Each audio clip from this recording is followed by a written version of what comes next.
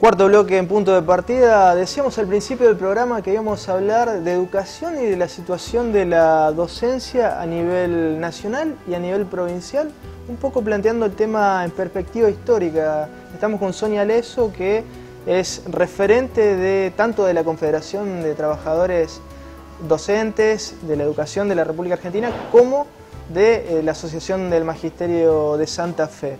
Sonia, ¿cómo estás? ¿Qué tal? Buenas tardes. ¿Qué reflexión te merece esta idea que estábamos planteando, que veníamos charlando fuera de cámaras, ¿no? Pensar un poco más allá del día a día la situación de los docentes, de la educación. Bueno, mira, nosotros cada vez que hablamos del tema educativo, planteamos la cuestión no solamente en el aquí y en el ahora, sino que planteamos una perspectiva histórica del debate que los trabajadores de la educación nos hemos dado tanto en nuestra provincia de Santa Fe como a nivel nacional en la CETERA. Y en ese sentido, bueno, plantear las cuestiones de dónde venimos, ¿no? Saber dónde estamos hoy, por qué cosas hemos luchado y de dónde venimos. Para marcar algunos hitos históricos, nuestro sindicato es uno de los sindicatos más viejos del país, se fundó en 1928 y es, de todos los sindicatos del país que conforman la CETERA, es el más antiguo.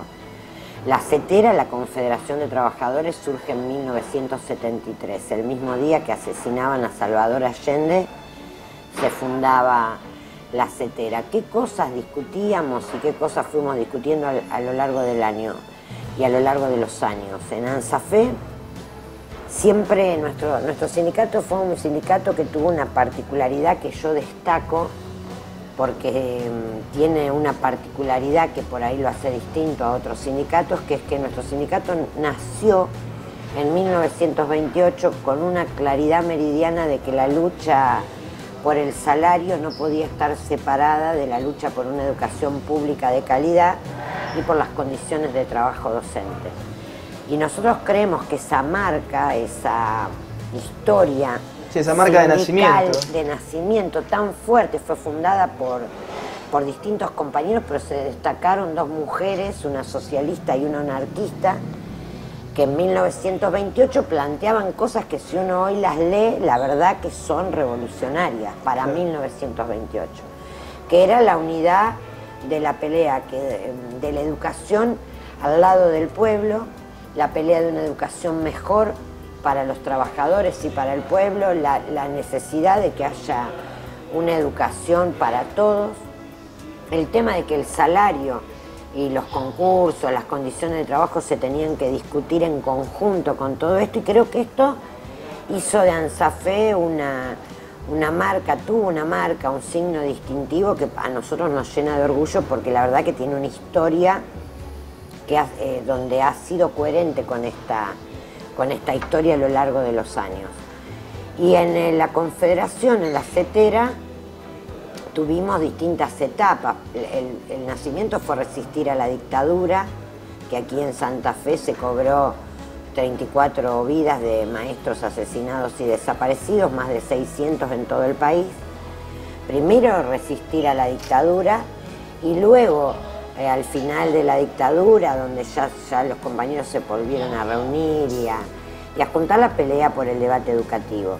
Y tenemos algunos hitos importantes: la Marcha Blanca, donde se planteó la paritaria nacional docente y una ley de educación; la Carpa Blanca en los 90, que se planteó para resistir las políticas neoliberales del menemismo.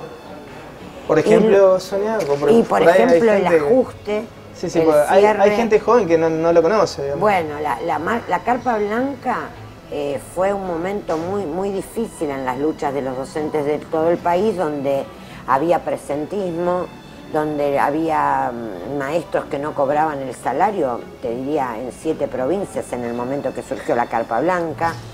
Los reemplazantes no cobraban en término, no había concursos, se intentaron cerrar y en muchas provincias se hicieron los institutos superiores y las escuelas para adultos. Nosotros en Santa Fe lo resistimos con grandes movilizaciones. La época de Bondesío, me acuerdo. Exactamente, toda la década de los 90, donde producto de la ley federal se intentó cerrar el sistema educativo y plantear un sistema educativo público solamente de primer grado, octavo y noveno. Todo lo demás, privatizar el sistema educativo.